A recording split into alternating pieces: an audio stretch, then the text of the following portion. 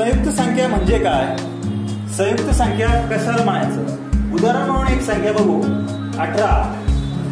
आता 18 ही जी संख्या आहे, 18 ही संख्या मला सांगा बरं कोणकोणत्या संख्येच्या पाड्यामध्ये येते?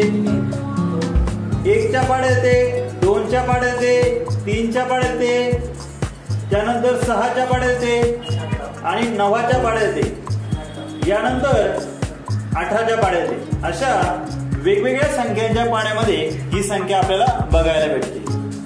मग संयुक्त संख्या कशाला म्हणतात? तर संयुक्त संख्या म्हणजे काय?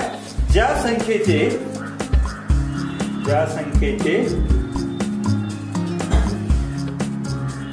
एक आणि ती संख्या सोडून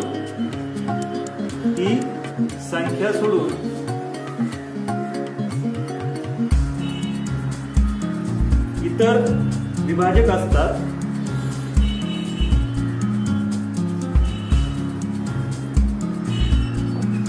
तिला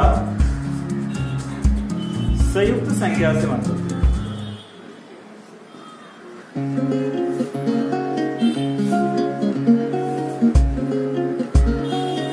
किंवा आपण थोडक्यात असे म्हणू शकतो की ज्या संख्येचे 2 पेक्षा अधिक विभाजक असतात त्या संख्येला आपण संयुक्त संख्या असे म्हणतो.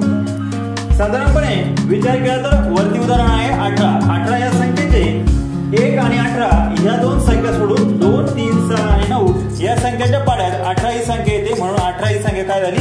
संयुक्त संख्या. त्यानंतर आणखी एक उदाहरण बघू, 4. आता 4चा विचार केला तर 4 1 च्या आणि 4 च्या तर पाड्यात येते, पण 2 च्याही पाड्यात येते, म्हणून तिला संयुक्त संख्या म्हणतात. आणि 4 ही सर्वात लहान संयुक्त संख्या आहे. 4 ही सर्वात लहान संयुक्त संख्या आहे. त्यानंतर 1 ते 100 पर्यंत एकूण 74 संयुक्त संख्या आहेत. किती? 74.